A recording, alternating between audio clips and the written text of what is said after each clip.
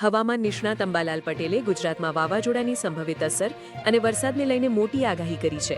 તેમણે જણાવ્યું છે કે ઓમાન તરફ જઈ રહેલું વાવાઝોડું રિકવર થઈને ગુજરાત તરફ આવવાની શક્યતા છે, જેના કારણે જામનગર અને કચ્છ સહિતના દરિયાકાંઠાના વિસ્તારોમાં તેની અસર જોવા મળશે.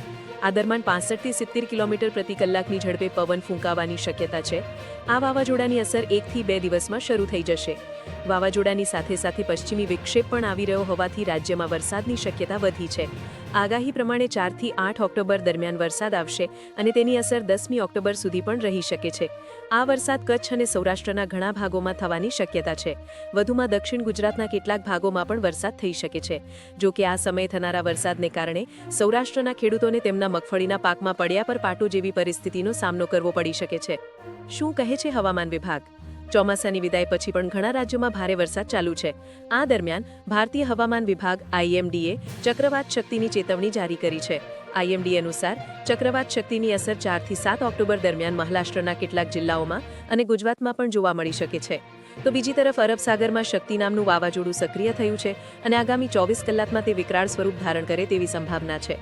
આ વાવાઝોડાના સંભવિત ખતરાને ધ્યાનમાં રાખીને ગીર સોમનાથ સહિત સૌરાષ્ટ્રના સમુદ્રકાંઠાના વિસ્તારોમાં પ્રશાસન એલર્ટ મોડ પર આવી ગયું છે. પ્રશાસન સજ્જ અને ચેતવણી. વાવાઝોડાની અસર સૌરાષ્ટ્રના સમુદ્રકાંઠા વિસ્તાર પર થઈ શકે તેમ હોવાથી ગીર સોમનાથ જિલ્લાનું વહીવટીતંત્ર સંપૂર્ણ રીતે સજ્જ બન્યું છે. જિલ્લા કલેક્ટર ઉપાધ્યાયના માર્ગદર્શન હેઠળ ડિઝાસ્ટર વિભાગની ટીમ સતત પરિસ્થિતિ પર દેખરેખ રાખી રહી છે. સલામતીના ભાગરૂપે માછીમારોને ખાસ ચેતવણી આપવામાં આવી છે. તેમને 6 ઓક્ટોબર સુધી દરિયામાં ન જવા અને 4 થી 6 ઓક્ટોબર દરમિયાન દરિયો ન ખેડવાની સૂચના અપાઈ છે. પવનની ગતિ અને વરસાદની આગાહી.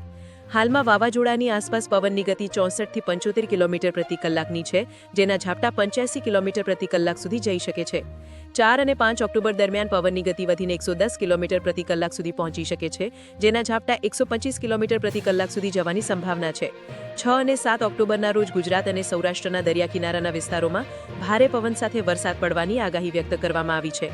તંત્ર દ્વારા તમામ નાગરિકોને, ખાસ કરીને દરિયા કિનારાની નજીક રહેતા લોકોને સાવચેતી રાખવા અને સરકારી સૂચનાઓનું પાલન કરવા માટે અપીલ કરવામાં આવી છે. તો બીજી તરફ IMDએ મહારાષ્ટ્રના દરિયાકાંઠાના જિલ્લાઓ જેવા કે મુંબઈ, રાયગઢ, રત્નાગીરી, પાલઘર અને સિંધુદુર્ગ માટે ચેતવણી જારી કરી છે. ચક્રવાત શક્તિને કારણે 4-5 ઓક્ટોબર દરમિયાન આ જિલ્લાઓમાં 45 થી 65 કિલોમીટર પ્રતિ કલાકની ઝડપે તોફાની પવન ફૂંકાઈ શકે છે.